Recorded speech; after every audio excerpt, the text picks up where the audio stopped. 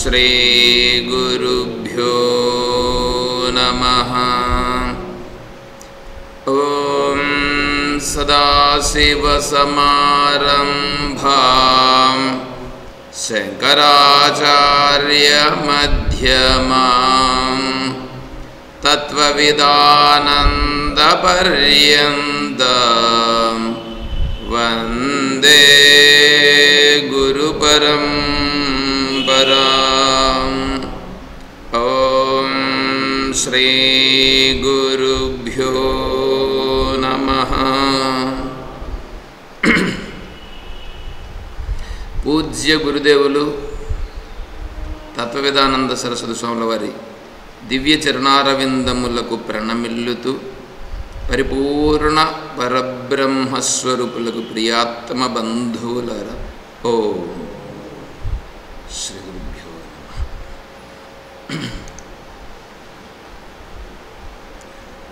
తత్వబోధ మనం విచారం చేసుకుంటున్నాం.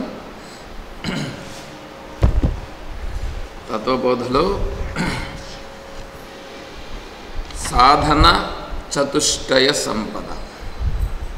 సాధన చతుష్టయ సంపద ఉన్నటువంటి వాళ్ళు ఈ తత్వబోధను విచారం చేసుకునేదానికి కారణం. ఈ తత్వబోధ కాదు, మోక్షమును పొందాలనుకునే వాళ్ళకి అందులో అద్వైత వేదాంత మతానుసారముగా ఎవరైతే వేదాంత విచారణ చేయాలనుకుంటున్నారో వాళ్లకు ఇది ప్రాథమికంగా విచారణ చేయవలసినటువంటి గ్రంథం.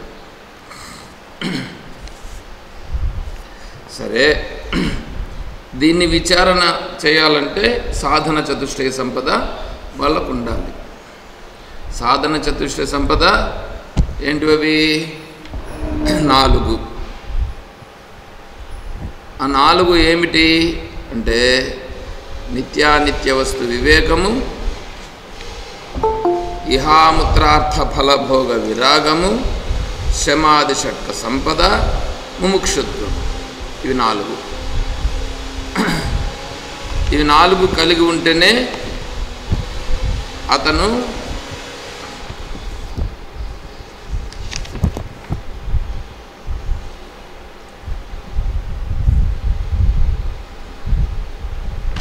ముముక్షుత్వం కిం, ముముక్షత్వం ఎందుకు అనేటువంటిది ప్రశ్న వచ్చినప్పుడు దానికి సమాధానం ఏంటంటే మోక్షం మే భూయాద్ ఇది ఇచ్ఛ. నాకు మోక్షము కావాలి. మోక్షం కావాలి అని ఎవరికి ఉందో వాళ్ళకి ఈ తత్వబోధ. సరే,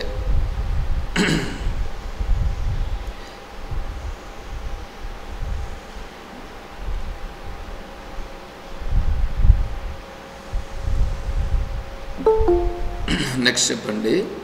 ఏతత్ సాధన చతుష్టయం.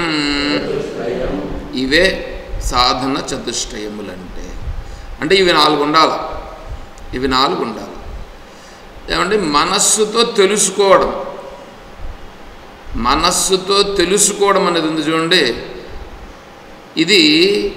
ఇది కుండ అని మనసుతో తెలుసుకుంటాం.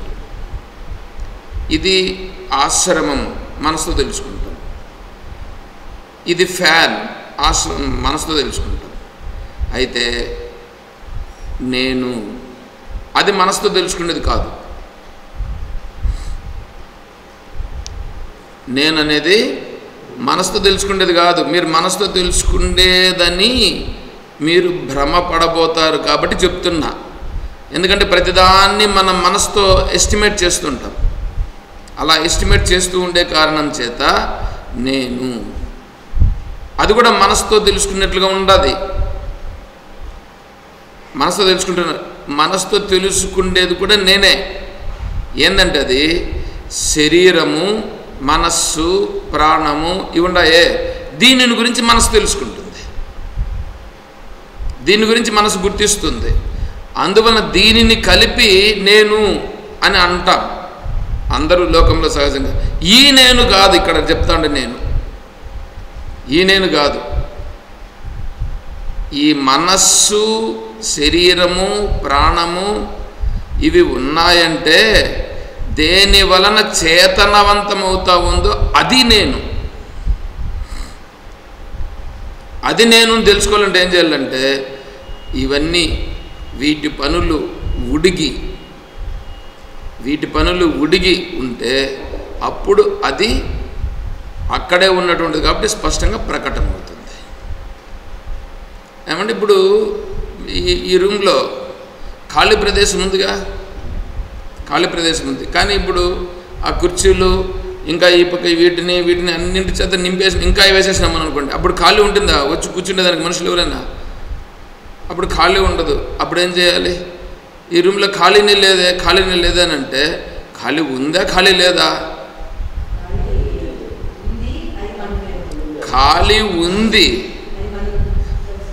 మనం ఏం చేసినామంటే ఈ కుర్చీలతో, ఈ మిగిలినటువంటి బెంచీలతో, ఇంక వేరే సామాన్లతో అంతా నింపేసి ఉండం. ఇలా నింపేసి ఉన్న కారణము చేత ఇక్కడ ఖాళీ లేదు అని మనకు అనిపిస్తూ ఉంది. నీకు ఖాళీ కావాలంటే ఏం చేయాలి? వీటిని తీసి వారగా వేస్తే, లేకపోతే ఆ కుర్చీలన్నింటిని తీసి పెట్టిన వాటిని ఒక దాంట్లో ఒకటి పెట్టి వారగా పెడితే అప్పుడు ఇక్కడ ఖాళీ దొరుకుతుంది. అట్లాగే మన మనస్సు కూడా ఉందే, మన మనస్సు ఏం చేసినామంటే ప్రతి దానితో నింపేసి ఉండం. ఏది కనిపిస్తే దాన్ని అంతా వేసి నింపేసి ఉండం. అందువలన మనస్సు ఏమైపోయిందంటే అన్ని విషయాలతో నింపబడి ఉంది. అందువలన ఇది కూడా ఏది, ఈ తత్వబోధ, లేకపోతే ఆశ్రమానికి పోవడం, లేకపోతే దేవుడి విషయము, ఇది కూడా ఒక విషయం అని లోకంలో ఉండే ఈ కుర్చీ, ఈ టేబులు, ఈ పనస తోట, ఇట్లా ఉండేటువంటి వాటిని చూసినట్లుగా దేవుని విషయాన్ని కూడా మనస్సు ఇదొక విషయం అని చెప్పి దాన్ని ఎత్తి పెడతా ఉంది. పిచ్చోడా, అది కాదప్ప దేవుడు, అది కాదు బ్రహ్మ. బ్రహ్మ అంటే ఏం తెలుసా? ఇవన్నీ తీసి వారగా పెడితే ఖాళీ ప్రదేశం ఎట్లా ఏర్పడిందో అట్లా ఈ మనసులో ఉండేటివన్నీ తొలగితే ఏది ఉందో అది బ్రహ్మ. కానీ వీళ్ళు ఏమనుకుంటున్నారు? మనసుతో నేను తెలుసుకుంటున్నాను. వీళ్ళకి ఎప్పటికీ తెలియదు. సరే, అందుకే చెప్పారు ఇది సాధన చతుష్టయ సంపద. ఈ సాధన చతుష్టయ సంపద ఉంటేనే, ఇప్పుడు చెప్తున్నాడు మళ్ళా నెక్స్ట్, తతః తత్వ వివేక స్యాత్ అధికారిణో భవంతి. తతః ఇప్పుడంటే ఈ సాధన చతుష్టయ సంపత్తి అనంతరం, ఈ సాధన చతుష్టయ సంపద ఎవరి దగ్గర ఉందో అతను తత్వ వివేకస్య దేనిని తత్వ వివేకం అనేటువంటి దానిని అధికారిణో భవంతి, దానికి ఇప్పుడు అధికారి అవుతాడు. ఈ మధ్యలో ఒక యూట్యూబ్లో ఏదో చూస్తూ ఉంటే ఒక అతను ఏమంటారు ప్లాస్టిక్ ఏరుకుంటారు చూడండి, ప్లాస్టిక్ బాటిళ్ళు, ఈ ప్లాస్టిక్ అవన్నీ ఏరుకొని సంచిలో వేసుకొని పోతూ ఉంటాడుగా. అతను ఈ ప్లాస్టిక్ బట్టలు అవన్నీ ఏరుకొని ఇట్లా సంచిలో వేసుకొని పోతే ఏం చేశాడంటే ఒక మొబైల్ షాప్ ఉంటుంది, ఆ మొబైల్ షాప్ దగ్గరికి వస్తాడు. వాళ్ళు రావద్దు లోపలికి అంటారు. ఎందుకంటే లోపలేమి వాడు వేసుకుండే షర్ట్ అవంతా బాగుండదు, అందువల్ల వీళ్ళు లోపలికి రావద్దంటారు. సరే, ఆయన ఆ లోపల ఉండి ఆయన వచ్చి సరే ఏమో వస్తున్నాడుగా రాని అని చెప్పని రమ్మని ఉంటాడు. సరే, ఆయన అద్దాలు ఉండేదాన్ని తీసుకొని లోపలికి వస్తాడు. లోపలికి వచ్చి ఈయన సంచి ఉందిగా అడబెడతాడు. లోపలంతా వేసి సరే అడబెడితే ఏం కావాలి బాబు అని అడుగుతాడు అతను. ఏం లేదు సార్, ఫోన్ తీసుకోవాలి సార్ అంటే. ఫోన్ కావాలన్నా సరే అని చెప్పి వాడేం చేస్తాడంటే 1000 రూపాయల దగ్గర నుంచి నా దగ్గర 1000 రూపాయల్లో ఉంది బాబు ఫోన్ అంటాడు. 1000 రూపాయలది 1500ది 2000ది తీసి ఆడబెట్టి చూపిస్తాడు. ఈడంటాడు ఐఫోన్ కావాలంటాడు. ఐఫోన్ యాపిల్ ఫోన్ అది 1,00,000 రూపాయలకు పైన అవుతుంది అంటాడు. అంటే ఏమనిపిస్తుంది యజమానికి? వీడికి ఎవడైనా అట్లే కదా అనుకుంటాడు. వీడికి 1000 రూపాయలు అంటే వాడు ఫోన్ కావాలంటే కొనుక్కోవచ్చు అని చెప్పి వీడు 1000 రూపాయల ఫోన్ కొంటాడనే ఉద్దేశంతో 1000 రూపాయల ఫోన్ చూపించాడు వాడు. అంటే మామూలు బటన్ ఫోన్ అంటే చూడండి ఆ ఫోన్ చూపించాడు. ఈడన్నాడు యాపిల్ ఫోన్ కావాలన్నాడు. అయ్యా అది 1,00,000 రూపాయల నుంచి 1,50,000 2 లక్షలు 3 లక్షలు అట్లా ఉంటుంది అన్నాడు. నాకు 1,50,000 లక్షలు చూపించండి. సరే రే యాపిల్ ఫోన్ అంటే చూపించు సార్కి, యాపిల్ ఫోన్ చూపించు సార్కి. ఇంతసేపు ఏమయ్యా ఉన్నింది, ఇప్పుడు సార్కి. సరే నేను యాపిల్ ఫోన్ చూపించినాను. చూపిస్తే ఇది ఇవ్వండి అన్నాడు. సరే ఇస్తాను, నీ ఆధార్ కార్డు అవంతా ఇవ్వండి. ఎందుకంటే వీళ్ళు దీన్ని ఏమంటారు ఈఎంఐ కింద కూడా ఇచ్చేస్తారు. అంటే నెల నెల డబ్బులు కట్టేటట్లుగా. అంటే ఈడంటాడు నాకు ఈఎంఐ ఏం అవసరం లేదండి, నేను అట్ ఏ టైం డబ్బులు ఇచ్చేస్తానంటాడు. ఇప్పుడే ఇచ్చేస్తామంటాడు. ఇప్పుడే ఇచ్చేస్తాను. సరేనే ఆ సంచి ఉంది కదా, ఆ సంచి తీసి ఆ సంచిలో ఒక బ్యాగ్ ఉంటుంది, దాన్ని తీసుకొని వచ్చి అక్కడ గుమ్మరిస్తాడు. దాంట్లో అంతా ఉంటుంది. ఇదంతా నువ్వు అమ్మితే వచ్చిండేది కదా. అవును, మరి దీన్నంతా నువ్వు ఇంకా కట్టలు కూడా కట్టలేదు ఏంటంటే నేను వారానికి ఒకసారి కడతాను, వారానికి ఒకసారి కడతాను. సరే సరేని ఈ ఫోన్ ఎవరికి? మీకే కదా, ఎందుకంటే బిల్ వేయాలి కదా. అంటే నాకే, కానీ ఇది నాకు ఉపయోగించుకోవడం కోసం కాదు. ఎవరికి? మా లవర్కి. ఇప్పుడు ప్రజెంటేషన్ వేరే ఎవరికో ఇస్తున్నాడు. ఇంక ఇవన్నీ చూడండి ఎలా జరుగుతుందో. సరే అని వాడికి ఏదో బిల్ అంతా వేసి ఇచ్చేస్తాడు. ఇచ్చేసిన తర్వాత వీడు అడుగుతాడు దీనికి గిఫ్ట్స్ ఇస్తారు కదా. వాడు చూడండి వాడు అడుగుతూ ఉంటుంది. అంటే దీన్ని కొంటే దీనికి మళ్ళీ వేరే ఇస్తారు కదా మీరు గిఫ్ట్లు అంటే ఇస్తాం అని మూడు గిఫ్ట్స్ ఏమిటో తీసుకొని వస్తాడు. ఇంతేనా? సరిపోయిందంటే నువ్వు వచ్చినావు కాబట్టి నీకు ఇంకొకటి ఇస్తామని చెప్పి వేరే ఇంకొకటి మళ్ళీ కూడా తీసుకుని వచ్చి వాడికి ఎక్స్ట్రాగా ఇచ్చి పంపిస్తాడు. ఏమండి, ఇప్పుడు షాపులో యాపిల్ ఫోన్ కొనేదానికి వాడి బట్టలు, వాడి వేషము అదే కావాల్సింది. వాడికి కావాల్సింది ఏంది? డబ్బు. వాడు ఎట్లా ఉన్నాడనేది కాదు. వాడికి ఫోన్ కొనాలంటే ఫోన్కు సరిపోయే డబ్బులు. ఫోన్ కొనాలంటే మన వాళ్ళందరూ ఏం చేస్తారంటే ఎత్తుకొని ఆధార్ కార్డు పెట్టేసేసి ఈఎంఐ కింద తీసుకొని వచ్చేస్తారు. వాడు మళ్ళీ నెల నెల కట్టడా అది తర్వాత ప్రశ్న, తలకాయ నొప్పి ఏదో వస్తుంది, ఇంట్రెస్ట్ అవంతా కూడా పడుతూ ఉంటుంది. కానీ వీడు ఎట్లా ఉన్నాడు? అట్ ఏ టైం ఇప్పుడే కడుతున్నా చూడండి. అంటే వాడి దగ్గర అంత ఉంది. అలాగే తత్వాన్ని తెలుసుకోవాలంటే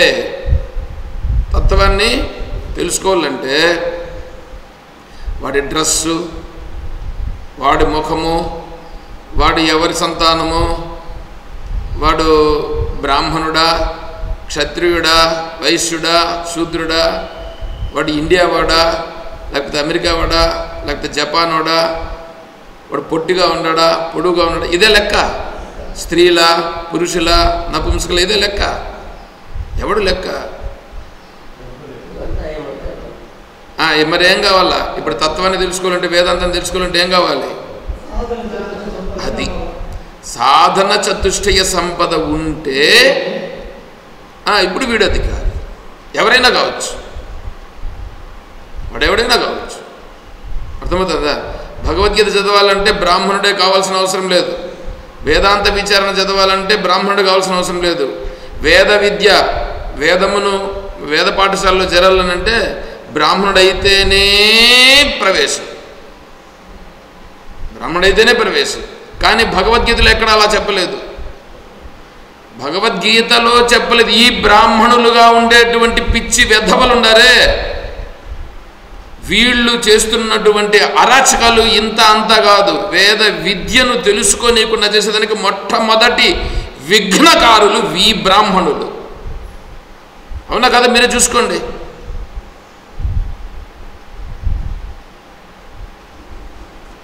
కాబట్టి తత్వ వివేకమునకు అధికారి ఎవరు? సాధన చతుష్టయ సంపద. అది నాకుందా లేదా? అది నాకుంటే నేను అధికారి.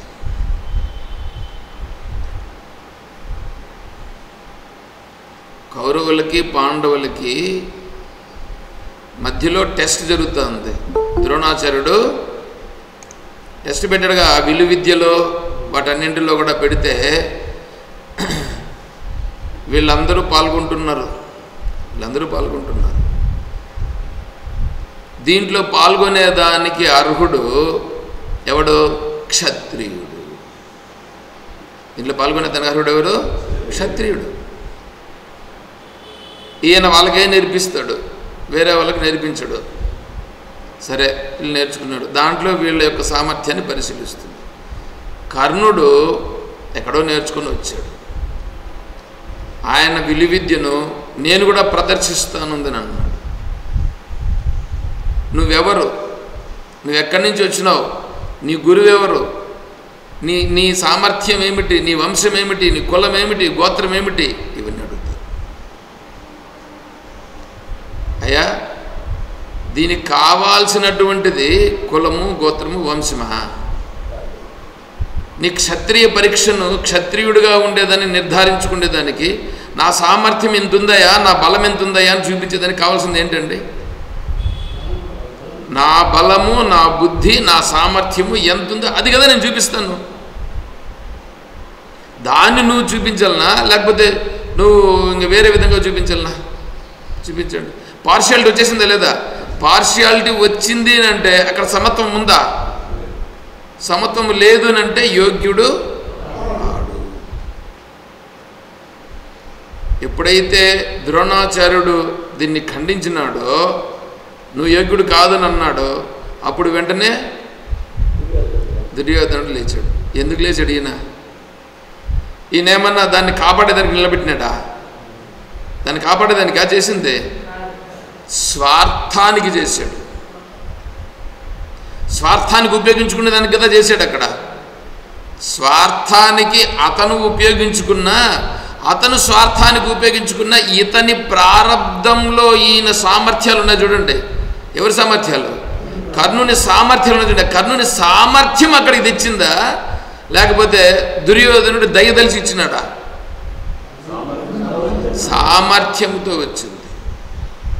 అవునా? అయితే కర్ణుడు నా సామర్థ్యంతో వచ్చింది అని అనుకోలా. నువ్వు నాకు స్నేహితుడయ్యా, నీకోసం నా ప్రాణమైనా ఇస్తానందని అంటాడు. సామర్థ్యాన్ని సామర్థ్యంగా కదా ఉపయోగించాలా? చూడండి, ఎవరెవరి స్వార్థం వాళ్ళది ఉంది. కర్ణుడు చనిపోయేటంత వరకు నేను సూతుడు అని అనుకుని చనిపోయినాడు, కానీ లేదు నేను క్షత్రియుడు అని అనుకున్నాడా? అదేవిధంగానే ప్రతి ఒక్కడు కూడా నేను బ్రహ్మస్వరూపం అనుకొని చచ్చిపోవాలి. అనుకొని చచ్చిపోవడం కాదు, తెలుసుకొని బ్రాహ్మీ స్థితిలో ఉండి శరీరాన్ని విడిచిపెట్టాలి. అట్లా విడిచిపెట్టాలి. కానీ ఎంతసేపు సూతుడు నేను సూతపుత్రుడిని, నేను దేనికి పనికిరాను. చూడండి, ప్రతి జాగాలోనూ అట్లే వచ్చింది లేదా? శ్రీకృష్ణ పరమాత్మ చెప్పినాడు, అయ్యా నువ్వు క్షత్రియ పుత్రుడవు, కుంతిపుత్రుడవు. చూడండి, కుంతిపుత్రుడు అంటే కూడా అయినా సరే నేను మాట తప్పను. నువ్వు మాట తప్పద్దబ్బా. ఆడికి పోయిన తర్వాత నేను క్షత్రియ పుత్రుడినయ్యా నేను నిన్న చెప్పాలని అవుతా అండి. నేను కుంతిపుత్రుడినయ్యా నేను, మీరెందుకు నన్ను సూతపుత్రుడు అంటారు అని నా నల్ల వద్దా అన్నాడా? వాళ్ళమ్మ వచ్చేదో అడుగుతుంది అనుకోండి.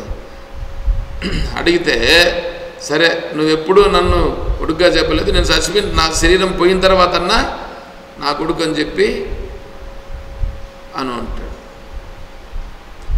ధర్మరాజు యుద్ధమంతా అయిపోయింది. యుద్ధమంతా అయిపోయిన తర్వాత వీళ్ళందరూ చచ్చిపోయినారు కదా. దుర్యోధనుడికి కూడా ఇంకా తర్పణాలు పెట్టి విడిచిపెట్టాల్సింది ఎవరు?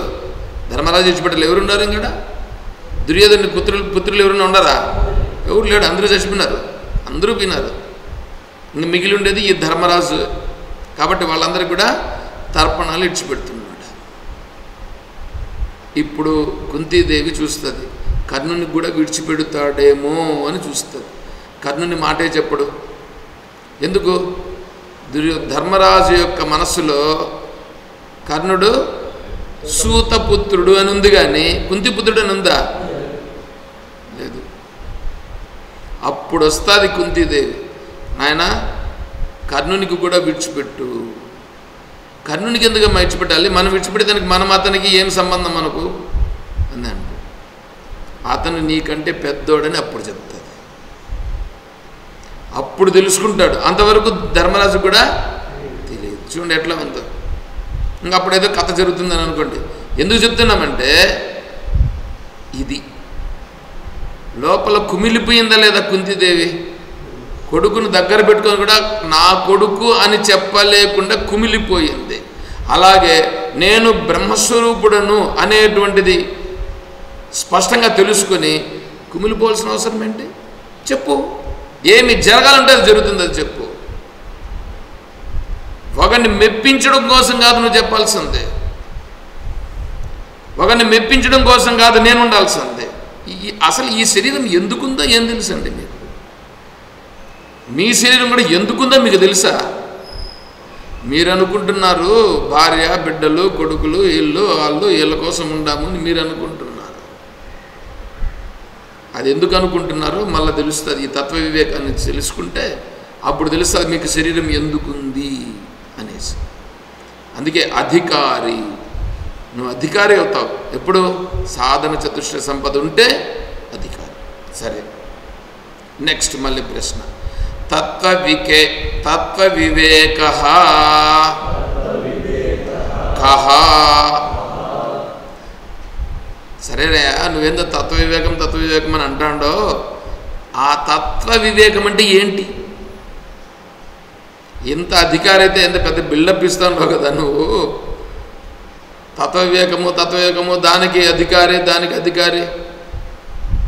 ఇప్పుడు పెళ్లి చేసుకోవాలనుకోండి, ఈ అమ్మాయి ఎవరినో ఒక అబ్బాయి వస్తే సరే నేను చేసుకుంటాను అంటుందా?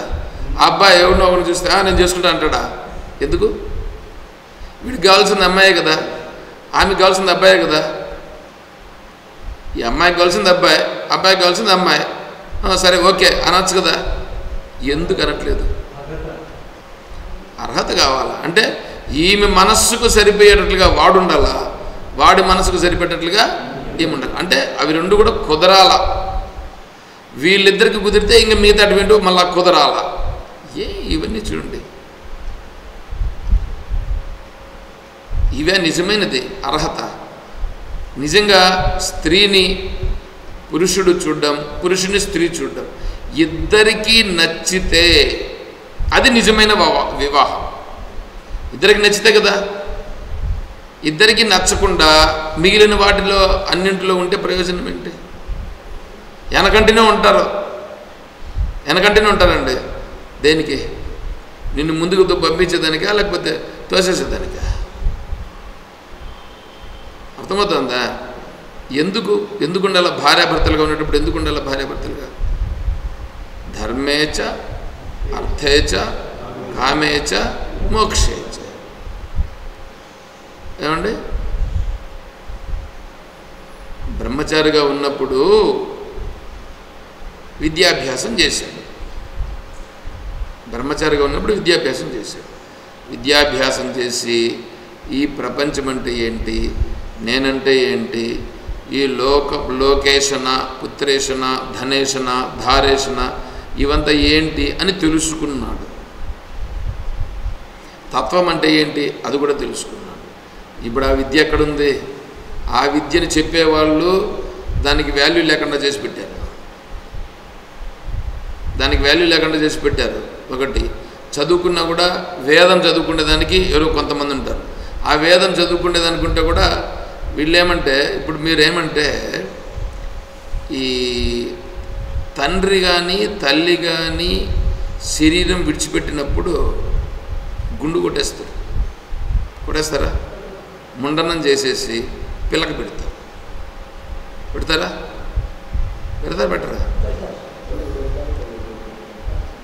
పెట్టరా? మీరు పెట్టుకోకపోతే పోండి, మాకు అవసరం లే. అసలు మీ పెద్దోళ్ళ కాలంలో జిట్లు ఉండేటివి తెలుసా మీకు? అందరికీ జిట్లు ఉండేటివే? జిట్టు ఉన్నందుగా మరి మీకు జిట్టు పెట్టుకోకుండా మీరు చేసుకున్నారు. కనీసం పిల్లకు కూడా పెట్టుకోకుండా మీరు చేసుకున్నారు. పిల్లకు కూడా పెట్టుకోకుండా ఉండే సాంప్రదాయంలో మీరుండారు. మీకు సాంప్రదాయాల గురించి ఎట్లా అర్థమవుతుంది? తీసేస్తున్నారంటే ఆ వచ్చేటువంటి వాళ్ళు మీకు వస్తున్నదే ఎవరో పురోహితులు, ఇంక వాళ్ళని ఏమనాలి? నేను నాకు ఇంక వేరే మాటలు వస్తాయి, బాగుండదు. వాడు వస్తే వాడికి చెప్పండి, రేపు పిచ్చోడా పిల్లకి పెట్టుకోవాలన్నా వద్దారా అని అడుగు. అర్థమవుతుందా? పిల్లకి పెట్టుకోవాలన్నా వద్దారా అని అడుగు. ఎవరైనా సరే పిల్లకి పెట్టుకొని తినాలి. వాడు ఏ వంశము ఏది అనేం లేదు ఇక్కడ. ఖచ్చితంగా పిల్లక పెట్టుకొని తినాలి, పిల్లకి పెట్టుకోవాలి. ఇప్పుడు వీడు తల్లి తండ్రి చచ్చిపోతే ఒక పురోహితుడుగా ఉండేవాడు ఇప్పుడు ముండనం చేసుకొని పిల్లకి పెట్టుకోవాలని వద్దా? వాడు ముండనమే చేయలేదండి, ముండనమే చేసుకోలేదు. తండ్రి చచ్చిపోతే ముండనం చేసుకోలేదు. వాడు ఒక బ్రాహ్మణుడా? వాని దగ్గర మళ్ళీ పురోహిత కార్యక్రమాలు చేపిస్తే అదేమన్నా వాడికే తెలియదు, వాడు ఇంకేం చెప్తాడు? అట్లాంటి వాళ్ళందరూ పురోహితులుగా ఉండరు.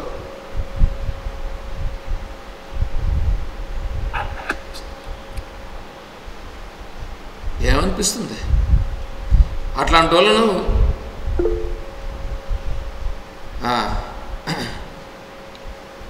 స్వామి పిల్లక ఎందుకు పెట్టుకోవాలో సార్ చెప్తారు?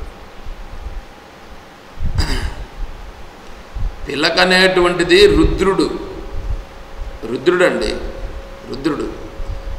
నువ్వు గాయత్రి మాతను ప్రార్థన చేసే సందర్భంలో అగ్నిర్ముఖం బ్రహ్మ విష్ణు శిరః రుద్రశిఖ పృథివీ యోని ప్రాణాపాన వ్యానోదాన సమానస ప్రణః శ్వేతవర్ణ సాంఖ్యాయన సగోత్ర గాయత్రీం చతుర్వింశతిత్వం గాయత్రి మాతను వర్ణిస్తున్నారు. గాయత్రి మాత ముక్తా విద్రుమహేమ నీలధవలఛాయైర్ముఖైస్త్రీక్షణై. ఆ వర్ణన వచ్చా మీకు ఏమన్నా తెలుసా? ఎప్పుడన్నా వినింటే కదా. గాయత్రి మంత్రం అనేటప్పుడు గాయత్రి మాతను ఆవాహన చెయ్యడం. గాయత్రి అంటే ఏంటి అని తెలుసుకోవాలి. దాంట్లో ముక్తా విద్రుమ హేమ నీల ధవల ఛాయైర్ ముఖై స్త్రీక్ష. ఇప్పుడు గాయత్రి మాత ఫోటో ఉంటుంది కదా, 5 ముఖాలతో ఉంటుంది కదా. 5 ముఖాలతో ఉంటుంది అంటే గాయత్రి మాత 5 ముఖాలతో ఉంటుందని కాదు. గాయత్రి మాత వేద స్వరూపం అని చెప్తూ, ఛందోబద్ధమైనటువంటిది వేదమాతా స్వరూపం అని చెప్తూ, ఈ 24 అక్షరములతో కలిగి ఉన్నటువంటిది గాయత్రి మాత స్వరూపం అని చెప్తూ, 24 అక్షరాలతో కలిసినటువంటి కుక్షి మామూలుగా కుంచులు పోసుకుంటారు కదా ఆడవాళ్ళు కట్టుకునేటప్పుడు. ఆ కుంచులు 24 కుంచుళ్ళు పోసి కట్టుకొని ఉంటుంది అనమాట అమ్మవారు. తెల్లని ధవళ వస్త్రము ధరించి ఉంటుంది. అంటే ఈ సకల సృష్టిని గురించి వర్ణించడం జరుగుతుంది. దాంట్లో సకల దేవతలందరూ ఇక్కడే ఉన్నారు. అగ్నిర్ముఖం బ్రహ్మశిరః